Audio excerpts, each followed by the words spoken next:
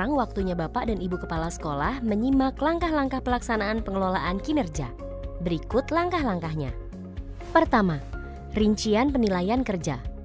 Buka beranda pengelolaan kinerja Anda dan klik Lakukan Penilaian.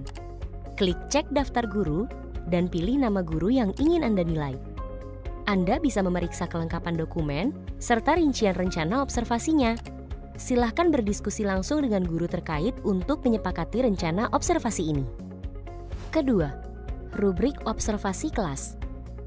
Waktu hari observasi tiba, mari masuk ke halaman penilaian observasi kelas dan cek rincian. Amati proses belajar mengajar dan lakukan penilaian sesuai kondisi kelas dengan mengisi form yang tersedia. Dengan begini, penilaian bisa lebih relevan dan objektif. Jika sudah terisi, kumpulkan atau simpan sebagai draft jika Anda ingin melanjutkan penilaian di lain waktu. Sudah selesai? Mari lanjut ke dokumen tindak lanjut. Ketiga, diskusi tindak lanjut bersama guru. Kembali ke beranda pengelolaan kinerja, klik Nilai Dokumen Tindak Lanjut. Anda akan melihat form penilaian dokumen tindak lanjut dan dapat mengisinya di bagian kolom Kepala Sekolah.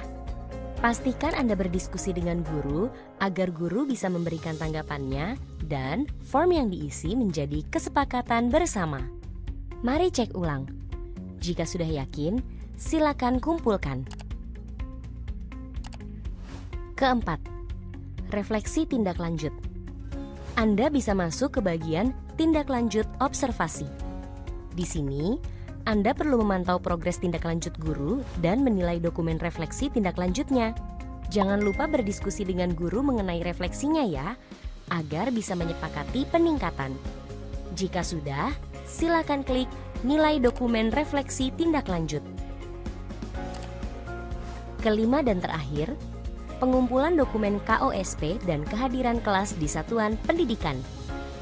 Setelah tahapan observasi selesai, jangan lupa untuk mengunggah dokumen KOSP dan kehadiran satuan pendidikan dari gawai Anda. Cukup gunakan dokumen yang tersedia di satuan pendidikan Anda. Yang penting, pastikan Anda mengunggah dokumen sebelum periode SKP berakhir.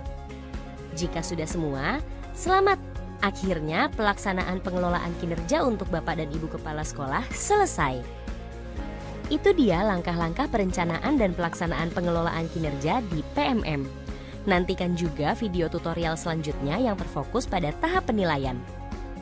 Dengan ini harapannya pengelolaan kinerja bukan hanya jadi lebih ringan, tapi juga jadi lebih bermakna bagi pembelajaran murid. Semoga dengan proses yang lebih ringkas dan relevan, guru dan kepala sekolah bisa fokus meningkatkan kualitas pembelajaran di satuan pendidikan masing-masing. Punya pertanyaan tentang pengelolaan kinerja? Jangan khawatir. Anda dapat mengakses pusat informasi melalui tautan berikut. Mari bergotong royong tingkatkan kualitas pembelajaran dengan pengelolaan kinerja bersama platform Merdeka Mengajar.